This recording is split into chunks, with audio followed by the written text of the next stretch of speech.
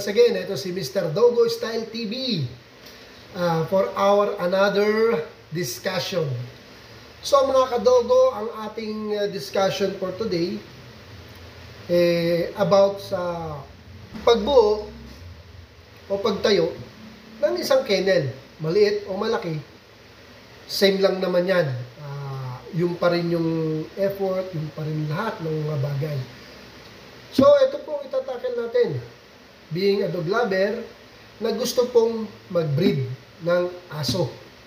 So mga kadogo, kung kayo po talaga willing mag-business ng dog breeding, especially mga imported dogs or cats, meron po tayong mga panuntunan dito. Ako po, as a dog lover, bago po ako maging small time kennel owner, marami rin po akong dinaanan. Yung po ang i-discuss natin mga kadogo, kasi hindi po ganun kasimple pumasok sa dog breeding. Lalo na po kung tayo ay naghahangad na magkaroon ng malaking kennel. Okay? So, unang-una po natin panuntunan dito mga kadogo, ang pinaka-importante. Dog lover ka ba? O gusto mo lang kumita? Gamitin ng mga aso. So mga kadogo, magkaiba yun.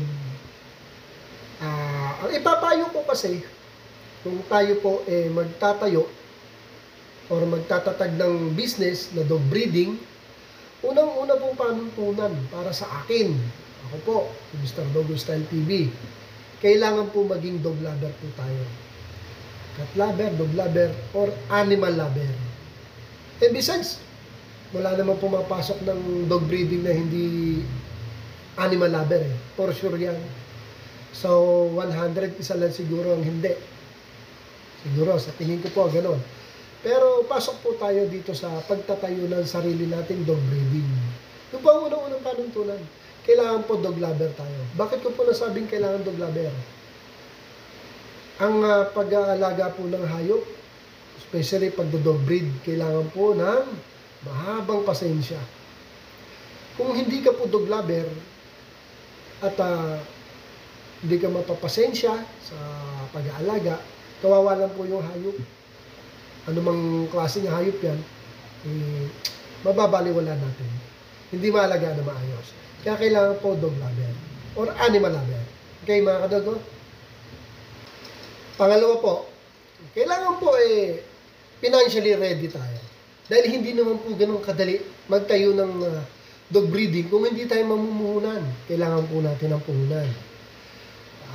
Yun po ang importante kasi, paano tayo magdo-dog breed kung wala naman tayong puhunan pambili ng dog, panimula, isa man yan o dalawa, or kung ilan ang gusto ninyo. And most especially, dapat nakahanda kayo sa gastos. Kasi papasok ulit yung financial capability natin, kaya kailangan talaga may puhunan dahil makaka-encounter na kayo ng mga problema, may nagkakasakit, kailangan natin gamutin o ipagamot. And isustain yung pangangailangan nila. Vitamins, proper food and diet, and so on and so forth. Kaya kailangan po matibay po tayo. Pangatlo po, kailangan po talaga matyaga tayo at fashion natin ang pag-aalaga ng aso. And gusto talaga natin pasukin ang dog breeding. Hindi dahil lang sa balita natin, ay kumikita, ay maganda, ay nasa bahay lang. Kaya pasukin natin, wag po. Ang kalalabasan po nun, kawawa po yung mga aso. Yung bang tipong nakakulong lang. Yung tipong may pupo na nahiga na, hindi pa natin nililinisin. Kasi nga, hindi natin passion at hindi tayo dog lover. Pero kung dog lover po kayo, promise, kagaya ko po at yung ibang nanonood sa atin, alam po nila itong sasabihin ko. Yung po makita namin na maraming aso, ang sakit po sa dibdib, liliguan at liliguan namin. Yung pong makita namin na umiiyak na hindi pa kumakain, pakakainin at pakakainin namin on time. Kasi dog lover po kami. Ngayon kung hindi talaga dog lover, huwag na po kayong pumasok sa dog breeding. Dahil sa experience ko po, para po kayo nag-alaga ng baby. Baka nga masigit pa Yung baby kasi, di ba, iiyak lang. Padulo siya sa isang lugar. Yung papi, hindi. Umiiyak na. Tapos saan pa pumupunta. Di ba? iiupo mo sa isang look, ang baby, hindi. Pag may diaper, yun na yun. Diba? Puyat lang ang kalaban sa baby. Alaga. Ganun din naman sa aso. Pupuyat ka rin, alagaan mo. Kaya mas mabigat ang responsibility pag magdo-dog breed tayo. Lalo na pag nagsabay-sabay ng mga anak yan.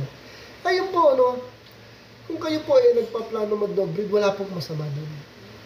At pinapayo ko po yan. Lalo na yung mga dog lover na gusto na extra income. Or kung mag-concentrate sila, magpalaki ng kennel, maging source of income na talaga nila.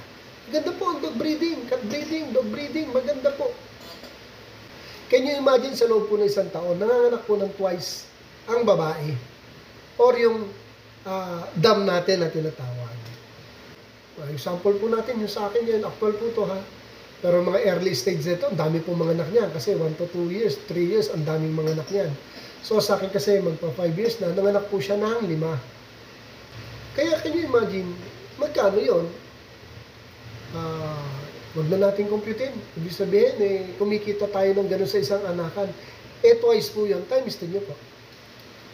Diba? So, 100,000 po yun sa isang female. Kaya lang, syempre, sa 100,000, nandiyan po yung mga gastos, sakripisyo, lahat.